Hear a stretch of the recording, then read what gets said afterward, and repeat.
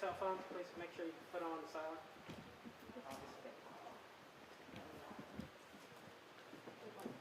There you go. Got it. Got it.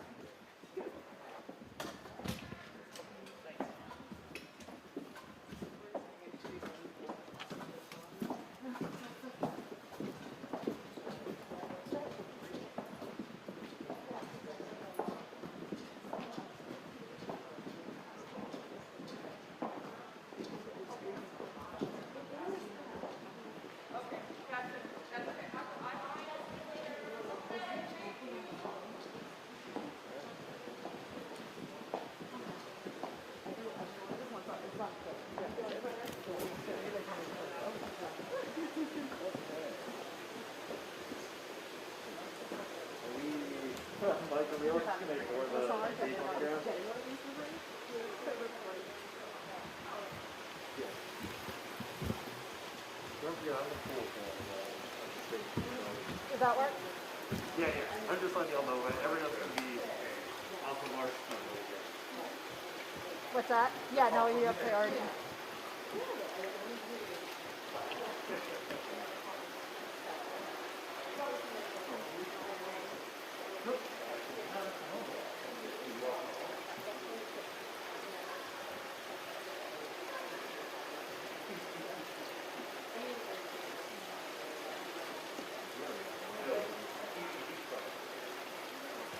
Great state of Washington. The one straight state of Washington. California. Yeah. I was like, wait, we haven't. So he told me all about the city stuff. Yeah. Yes, they do. Very well known in the state. Not so much outside.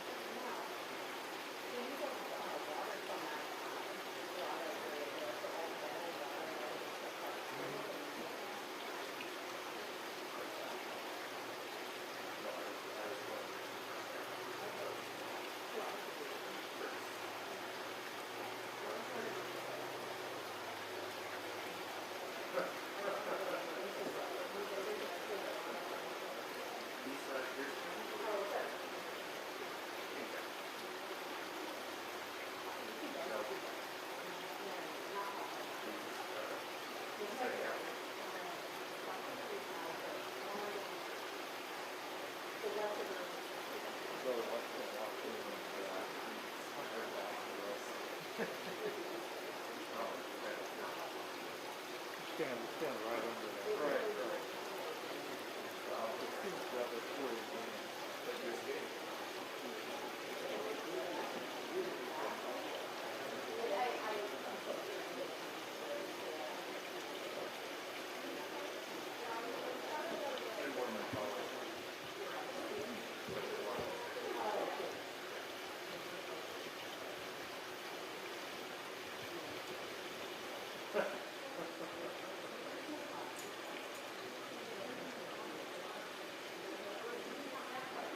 Yes.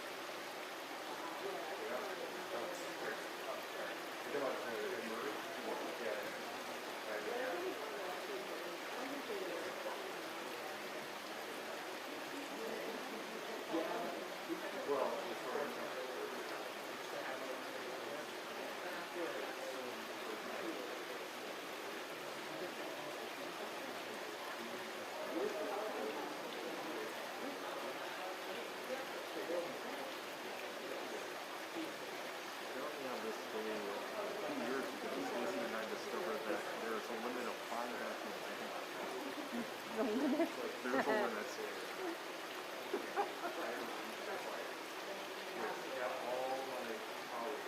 And you could, at the time, only buy 3 toothbrushes featuring frozen flakes. Things are very important. Very high priorities.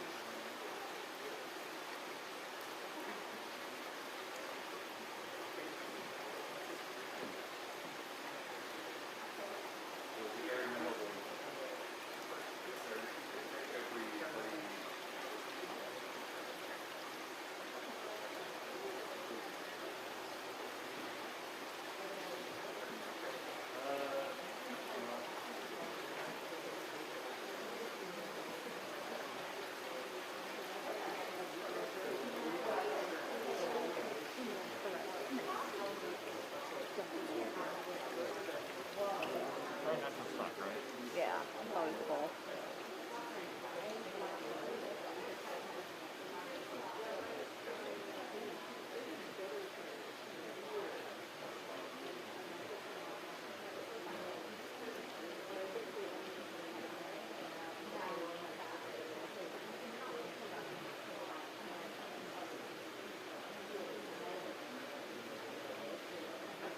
Thank you for letting us copy your card. Oh, yeah. We've known Sinclair was going to want to tag it. They wanted anything for 11, they're rolling on it back up.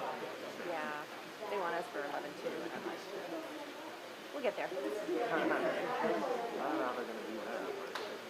Well, we should be out of here by 10. In theory, I'm just more thinking, us get done, they have to clear out everything they took for us to make, because she's going to take us north. Yeah. We'll probably have to wait for that. And then, plus, Yeah, I told him 11 could be tricky, but you know me, I already have the package written, so. and of course, if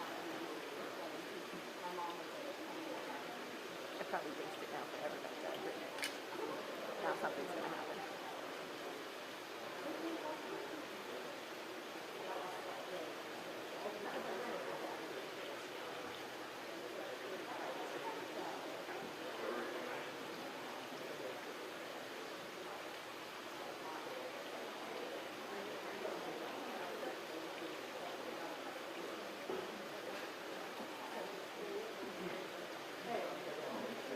So apparently there isn't just one cool camera. well, yeah, so I'm keeping it back for everyone. That will make it up on any other fun, but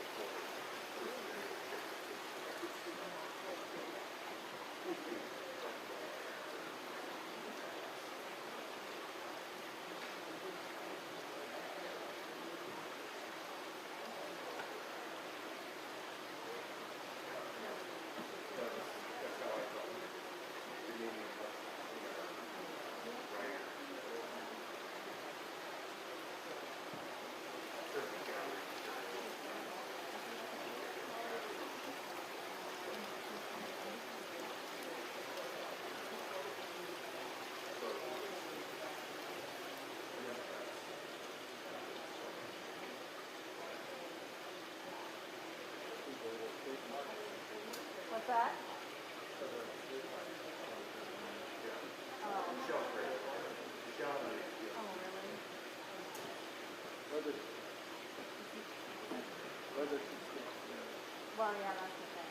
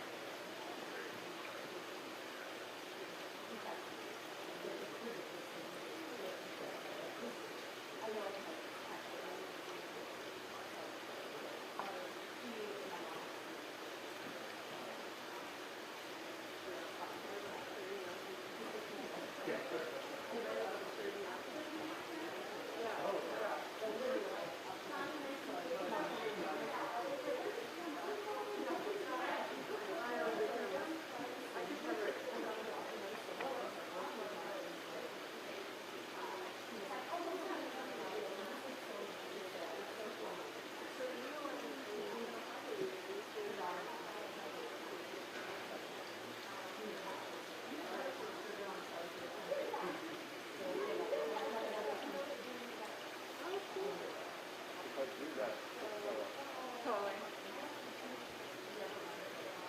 I know, where's my...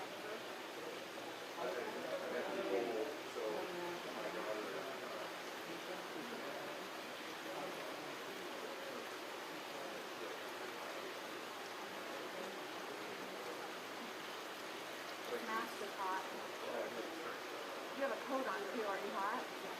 I'm not too hot, but it's got weird around.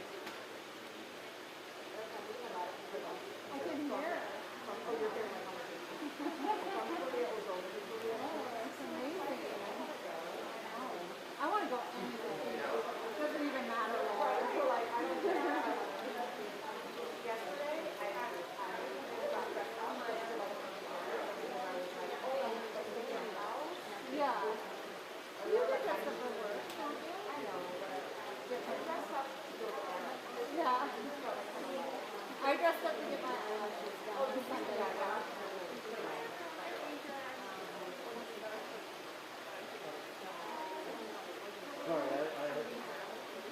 oh,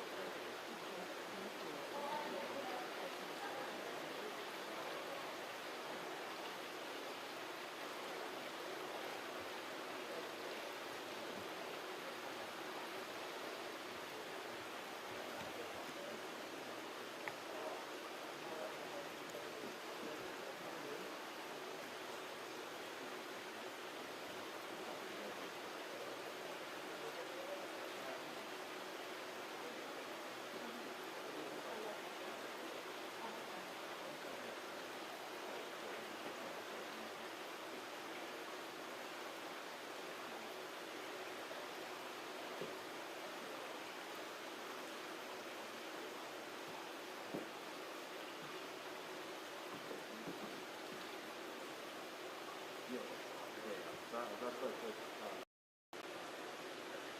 he's in it.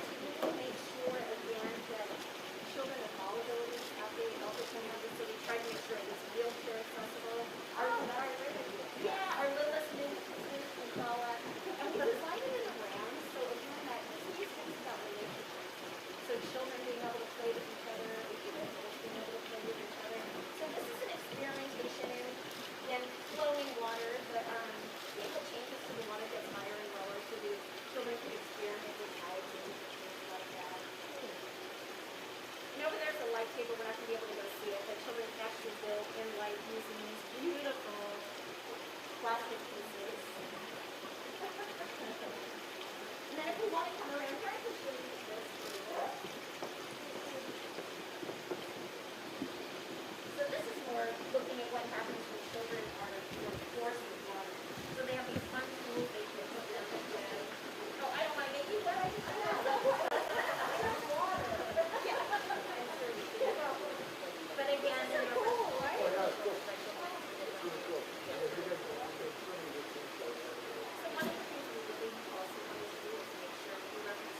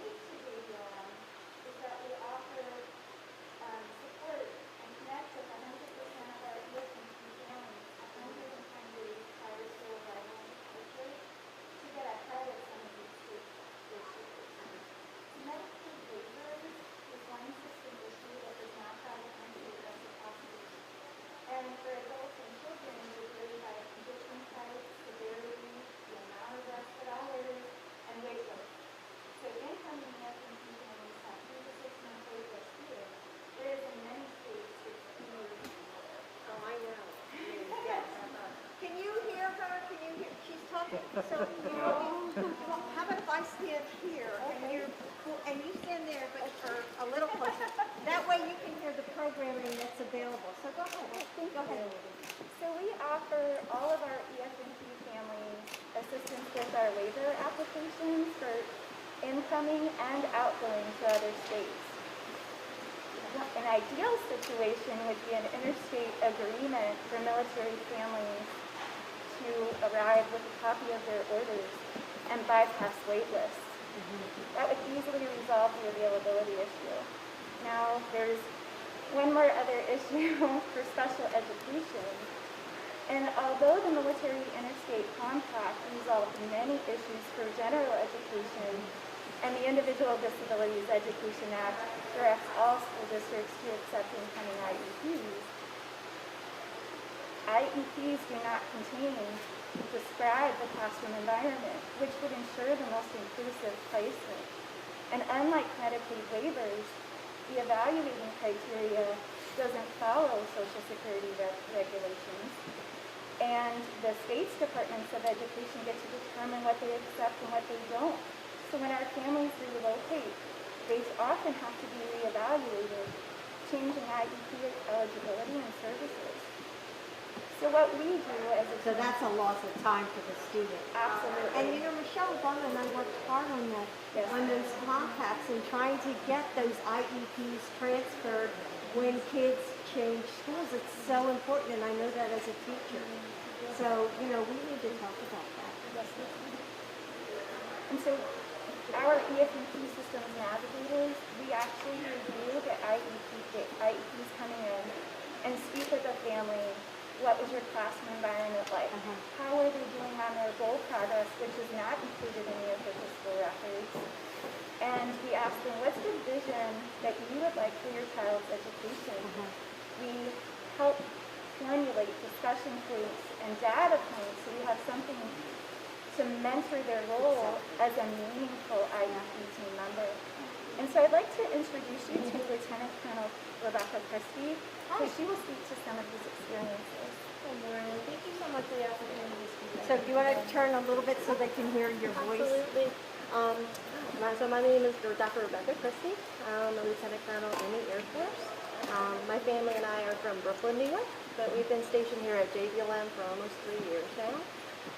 I'm a pediatrician by trade, and actually I'm completing my developmental behavioral pediatric fellowship here at Madigan in June. I am also, though, an EF&P parent. I have 4 children, 3 boys and 1 girl, and 2 of my boys are on the autism spectrum. So when we first arrived here at JBLM, I can't tell you what a help it was to have the EF&P system navigators and JBLM pairs be a part of transitioning all the resources and supports that we needed. They were so crucial and critical in terms of community-based resources, educational, and definitely our medically based therapies. The EF&P system navigators especially were really helpful with transitioning and transfer of our IEPs, with determining classroom placement, getting us evaluations to determine that classroom placement. As a parent, I've also had the privilege of being able to work on the Special Needs Parent Council here at JBLM, so it was wonderful to be able to give some input into this beautiful museum space that you've been able to tour today. As a professional, I refer my families every day to our system navigators and to JBLM pairs, and I can't tell you what an unbelievable support network they provide for my families. So. Crucial, right? It is crucial. Absolutely. So no, I'm very happy to have been a part of this program here at JBLM, and so happy that our families have the benefit of support from such a wonderful collaborative team. Yeah. Well, thank you, ma'am. No, thank you. Thank you for your work and what you're doing, and thank you for helping, you know, our military kids. Well, thank you. Thank you for listening. You're welcome. And Dr. Whidbey, one of the special things about this museum and our partnership with yours is that we actually created a secure space where we used to go investigate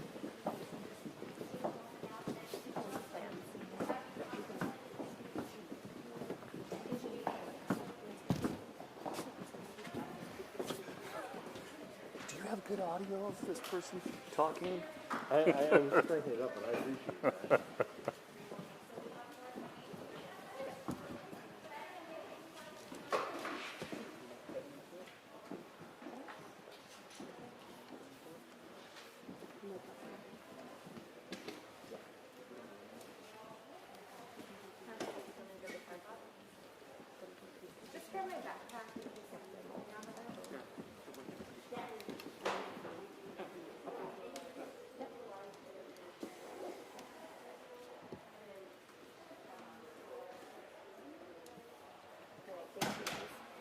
So we're in hold for a couple minutes now.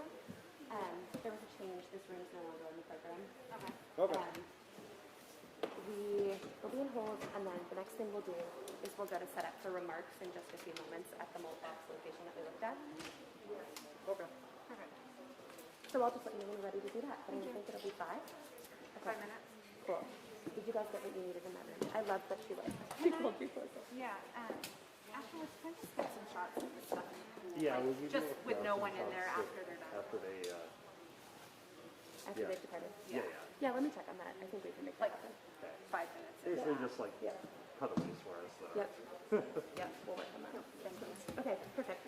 And I'll just put in the request now, either of those women that she was just talking with, she obviously was, the First Lady was trying to make a point there with those Yep. two in particular, if there's a way to talk to either of them after she's already departed, Yep. that would be great. That's a question for my colleagues in the uniforms. Okay. Hey, Neil.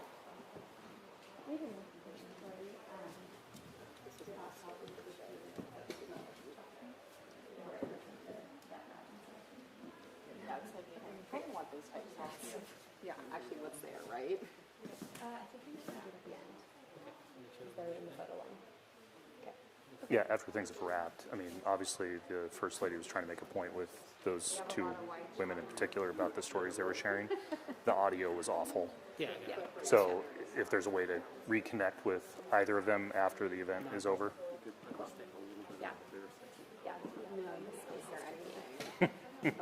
I appreciated, though, that the First Lady tried to bring Wasn't that great? that to us, but Get out of here for a second, just make sure they don't. thank you.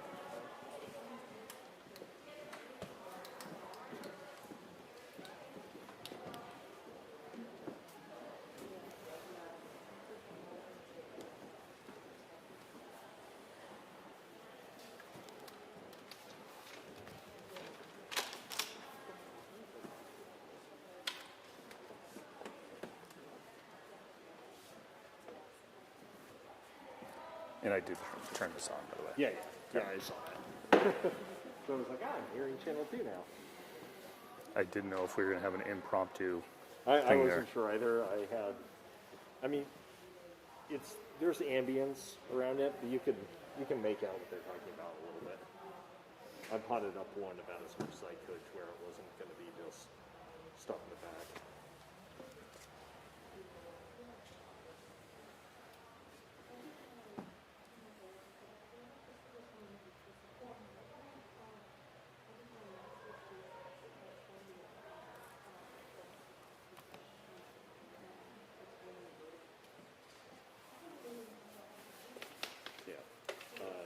Trying to grab an ISO of Strickland, trying to grab an ISO of Inslee, just, for visual purposes.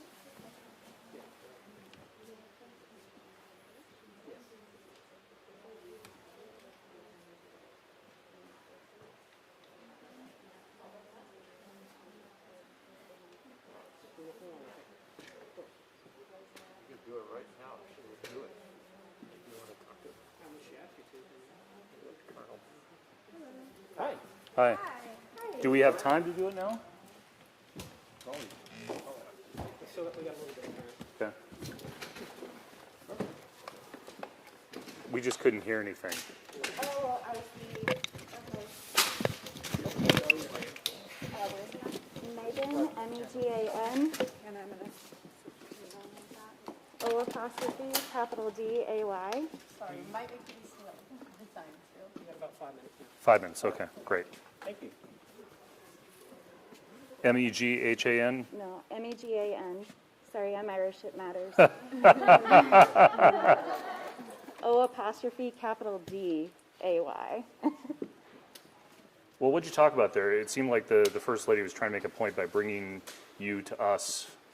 Yeah, so I am the manager for the Exceptional Families Member Program, and EF&P, it requires enrollment for all of our military families with adult and child dependents who have disabilities. This is to ensure they receive specialty care and customized family support where they are assigned. As you guys know, we relocate a lot.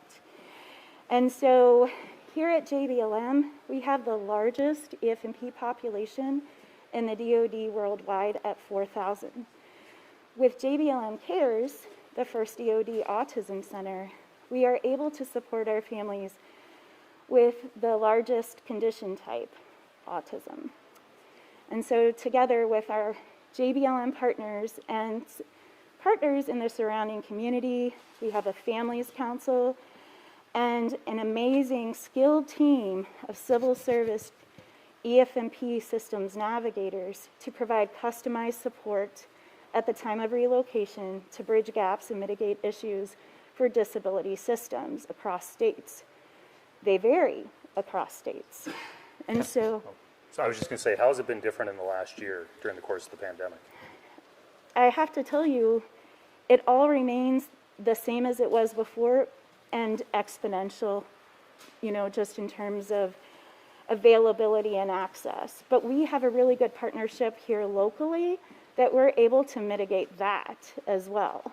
And so we worked with them very closely and carefully with our school district special education as well as the regional Medicaid waiver office to ensure those typical required in-person meetings quickly went to MS Teams, quickly went to delivering in person until we could figure out secure systems and encryption. And so that's how it changed for COVID, but we quickly got over it, I can tell you, within a week. So to be on the ground like this, I mean, these often turn into photo ops when we see officials come to town. You're on the ground, you're dealing with this on a daily basis. So what does it mean for you to be able to relay your story to the First Lady of the United States? So I don't feel I'm relaying my story. And I am here as a statesperson and really to properly convey what are issues for our military families, specifically our EF&P families. One of the things with Medicaid waivers, condition type, the amount of respite care hours, the wait list, they vary across states. Special education, we had the Military Interstate Compact do a phenomenal job at resolving general education. And the Individual Disabilities Education Act requires all school districts to accept incoming IEPs. This is great. However, IEPs don't contain and describe the type of classroom environment. And the state departments, every state department of education decides what tests they will accept and what tests they won't. So if they don't accept a test and you just moved, yes, they accept your incoming IEP, but within a month you're getting reevaluated, which has the potential to change your services. So we aren't just dealing with relocation and normal military family issues here. It's compounded with what the parent has the vision for their child's education and their right to care. And so this is every EF&P family at every installation.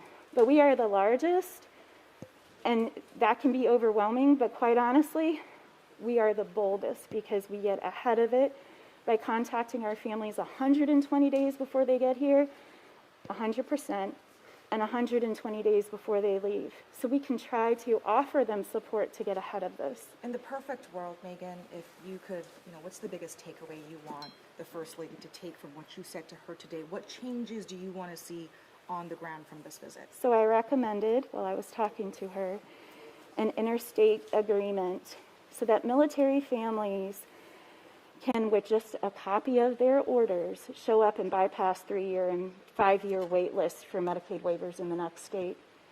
I also recommended a U.S. Department of Education letter to recommend to all states an acceptable list of evaluation tests and to include classroom environment types. So as you move around, as military families move around, what's the real impact to the kids here? Are you saying that there are delayed certain education needs as they move around? What's the real impact? I can tell you school districts do their best with the resources they have, but the impact is everything's delayed.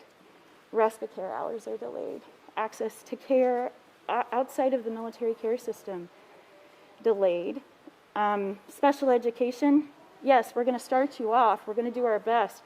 But it may take another 3 months to have you properly evaluated with proper education goals and a proper curriculum. So everything is delayed.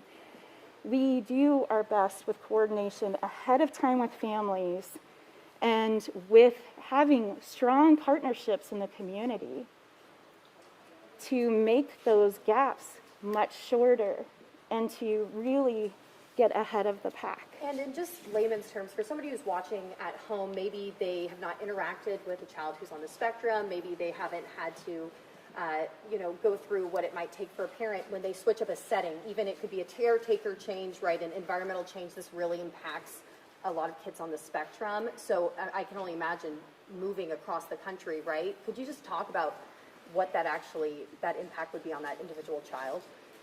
So with our EF&P families, it's all medical conditions.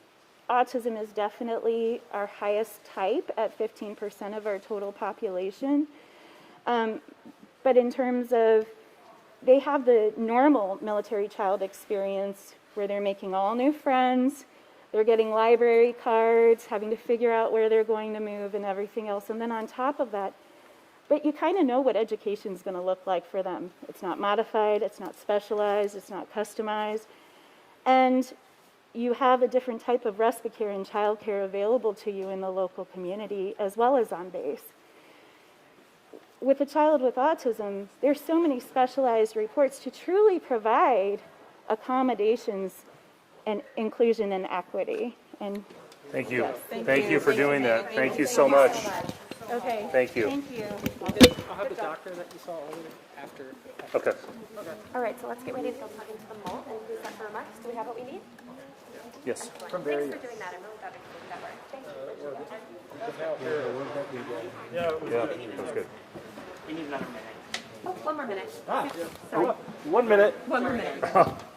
Beep, beep. Sorry about that. But we'll be so ready when it's time. Beep, beep. Maybe what we could do is switch backgrounds here. Maybe? I don't know. Oh, it's only a minute. You can just stay where you are. I'm tangled in here.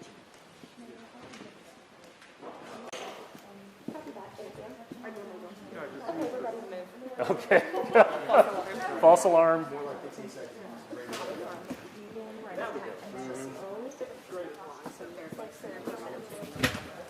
You all right, Chris? Yep. Okay.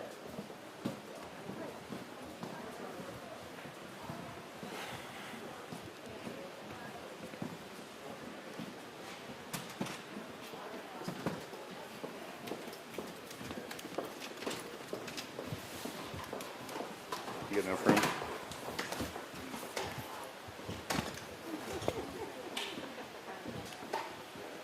You need a cord to the malt box? Yeah. I got the box up there. Oh, okay. Do you want to get in front of me?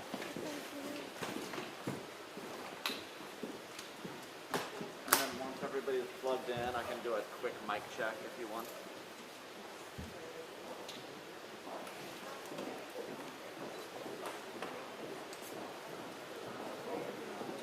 Are you okay if I just stand right here? I'm trying to give everybody body space. Do we need a mic check or anything like that? That would be great if we have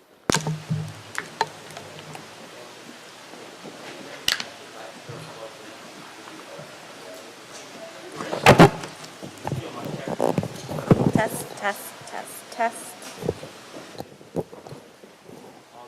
Good. Can you hear me? Hello? Good. Okay.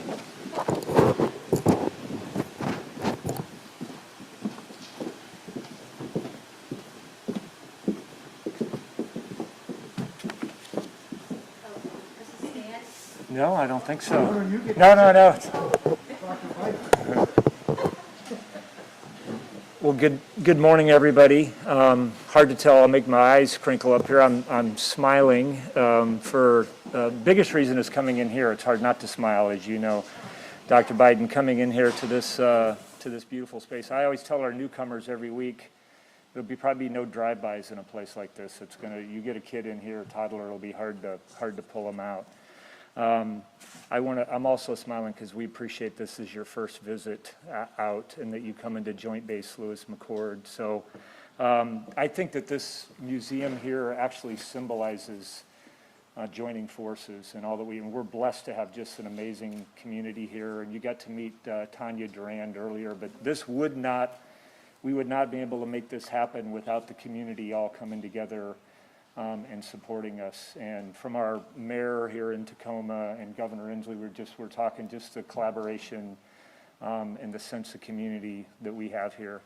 And then I also, on the joining forces, I enlisted in the Army right out of high school when I was 17. I've raised a family.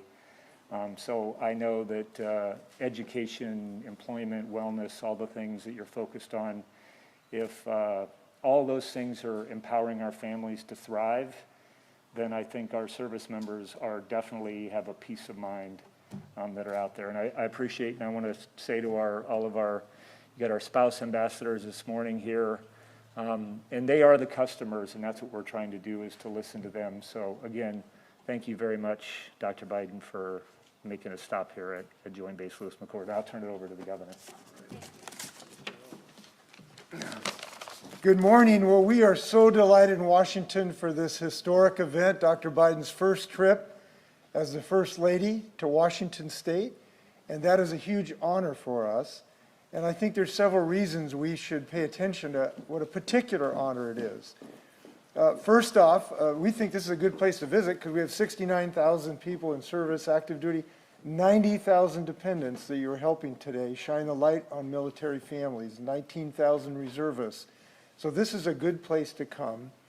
And I want to tell you on a personal level, your appearance here, really bringing attention to military families, means a lot to us in Washington, in part because it's consistent with President Biden's comforting our state. I was here when he was vice president years ago, comforting 4 families who lost their members in a foreign war.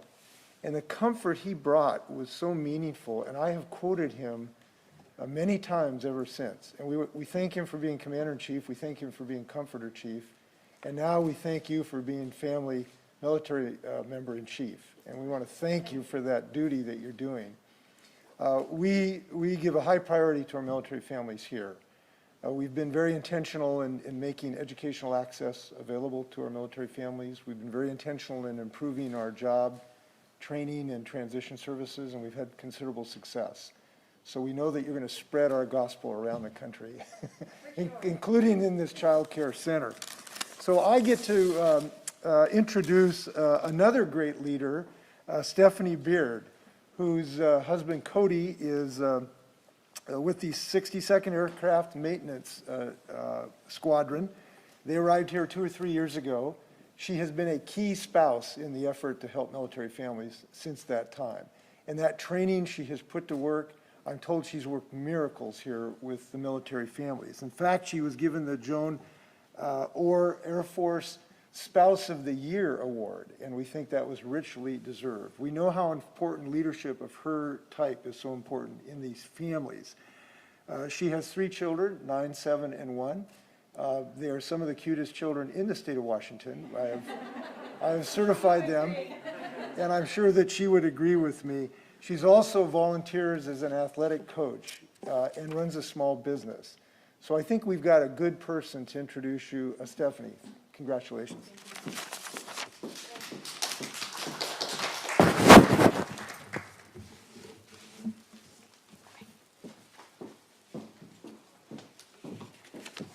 Thank you so much.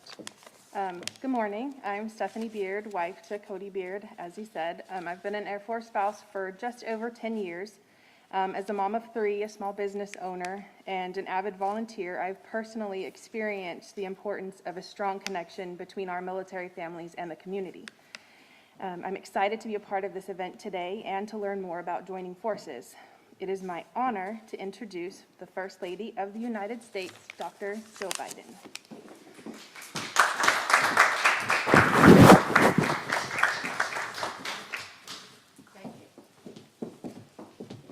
Steph, did you want to sit down? Sure. Listen, I've stood, so many times. So anyway, thank you, Stephanie. My gosh, while running your own business, supporting Cody's work, being a mom to 3, and I can't believe a 1-year-old, my goodness, and then coaching, wow. I mean, you are, a super mom, but I think all moms are super moms. And, you've also made so much time for military families. So thank you for your dedication to this community, and they're lucky to have you. And General George and Patty, thank you for your warm welcome.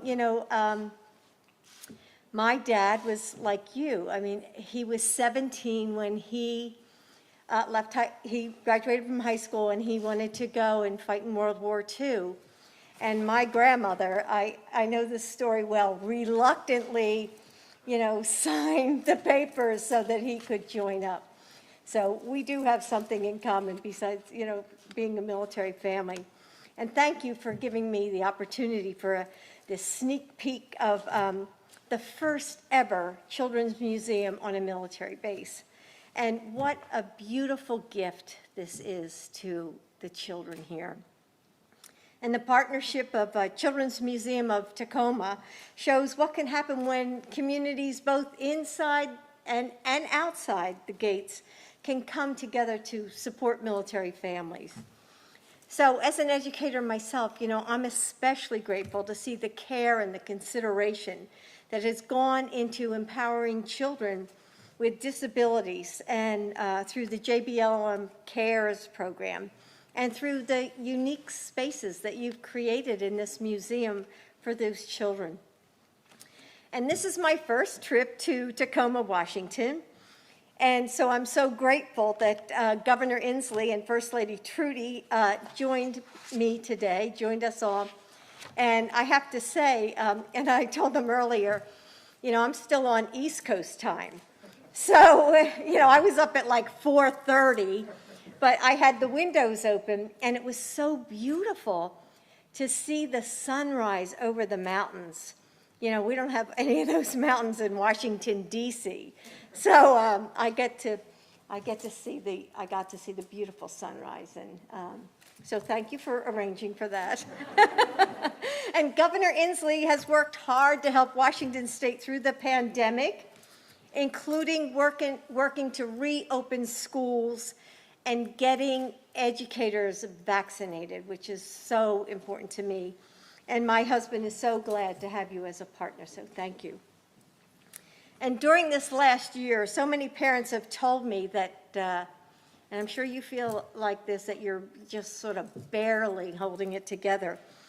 And we all feel, especially parents, feel so exhausted from trying to work from home and watch your kids and without childcare or without being able to have your family step in for those of us who live near family. And, everybody's trying to help their children through the frustration and fear and restlessness, and while they struggle with their own worries and anxieties. So, and I'm sure, I'm a grandmom, but I understand, when my kids were small, about letting kids, you feel guilty. When you need some time for yourself, you feel guilty about giving your kids extra screen time or making mac and cheese again, just because you need something to be easy for just one moment in one day. And last summer in Fayetteville, North Carolina, I got to meet with and know a mom named Kelly. And she was telling me that she was working so hard to balance her job and then trying to oversee her 2 kids while she was, working on Zoom. And she was worried about her family's health, and she felt like so stretched in so many different directions. And for the first 5 months of the pandemic, she did it all, like I'm sure many of you are doing, while her husband was deployed to Afghanistan. And she told me about the pressures of being what she calls the default parent, making the big decisions without having to talk it over with your spouse. I think that's so hard. And And I saw that with my own daughter-in-law when our son was deployed. And, you know, just having somebody to lean on and to be there and to run something by. And Kelly kept telling me, she said, you know what? All that was going through my mind during this pandemic is, you know, what if I get sick? Mommy can't get sick. And so that just added extra stress. And still, you know, when I met Kelly, she and her family were doing what so many military families do, like all of you, supporting your neighbors, volunteering and working to make the community better for everyone. And in 2011, Michelle Obama and I decided to use our platform to support military families. And so that was a while ago, so I don't know how many of you were military spouses then, but together, Michelle and I launched our Joining Forces initiative, a nationwide initiative to support our service members, veterans, their families, caregivers, and survivors. And we focused on 3 areas: employment, education, and wellness. And after our administration then was over, I was able to continue that work through the Biden Foundation, which we continued on after our administration was over. And during these past 10 years, I've had the privilege of getting to know so many families. I mean, I never stopped. You know, I started working with military families before, when my husband was a senator. And so it's just been a continuum in my life. And you know, you've all been open with me, and you've told me about your struggles and the triumphs, you know, the good and the bad. So again and again, you know, I've met spouses, you know, just like Kelly, incredibly hardworking, generous with your time and your talents, and proud, you know, of your service to our country.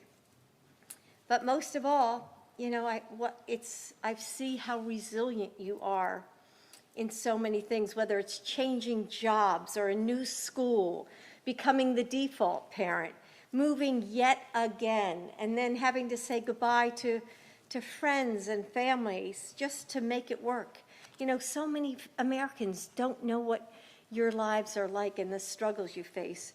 And you know, I mean, when you signed up, you probably knew that this life comes with challenges, but it shouldn't be harder than it needs to be. And your commander-in-chief, that's the first time I ever said that. And I will continue to lift up your experience and rally the support you deserve. And that's why I'm here today. You know, I want to hear from you and understand what's on your mind. And you know, our administration, my staff, we want to know the challenges that you face and, you know, what's getting in your way.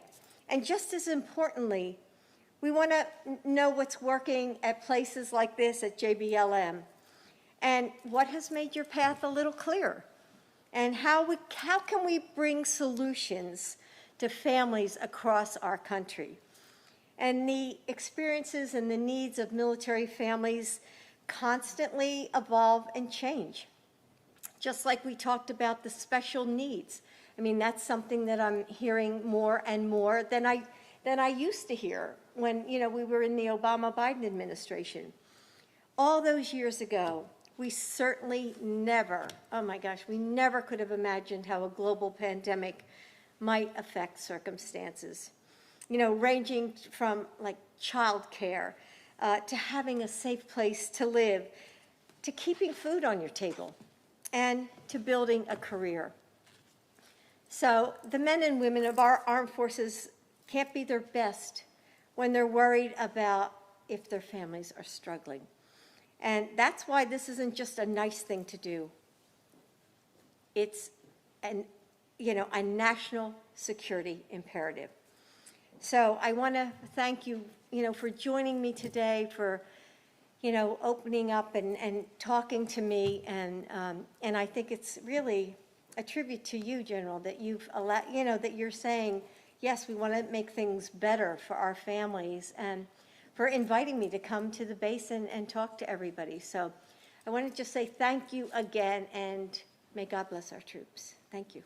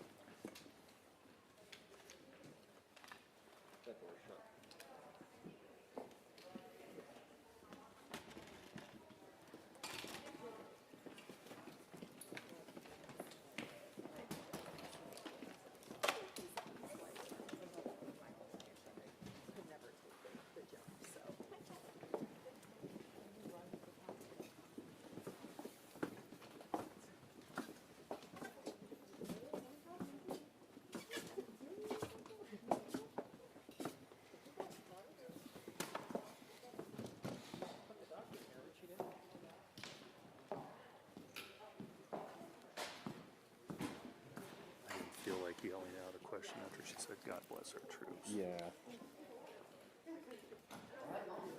I know. Christie here, she was being interviewed by talking to the First Lady a little while. Any questions for her?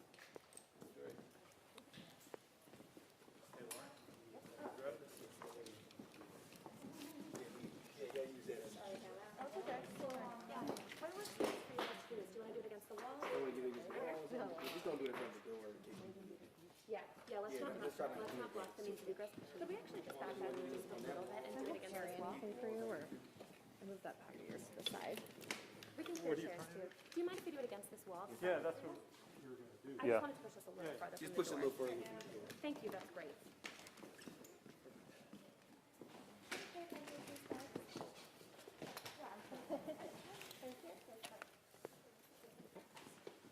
If you can come out a little bit, that would be good. Tommy, whatever to do. Here you go. So unnatural. But it's really not. There we go. Oh, you got something white here? Or you were... Do you want me to white balance? That's okay. Thank you for Spending time afterwards. No, thank you for asking for additional comments. Yeah, so the easiest question, just could you spell your name and your title here? Yes, so my name is Rebecca Christie, last name Christi. So I'm an Air Force Lieutenant Colonel, but I'm also a Developmental Behavioral Pediatric Fellow, completing fellowship here at Madigan Army Medical Center in June. And I'm also an EFMP parent. So we have 4 children, my husband and I, and 2 of our children on the autism spectrum. So when we first arrived here at JBLM almost 3 years ago now, a lot of the challenges we faced were with transitioning resources and care and IEPs for our children in terms of school placement. And that's where JBLM really came through for us in the shape of JBLM Cares and our system navigators, especially with working with the system navigators as a parent. They were unbelievably helpful as an educational advocate, especially with my oldest son with autism, with getting appropriate classroom placement and getting new evaluations for him to ensure an appropriate classroom placement. So as a professional, I absolutely refer my patients on the regular, like on a daily basis, to JBLM Cares and the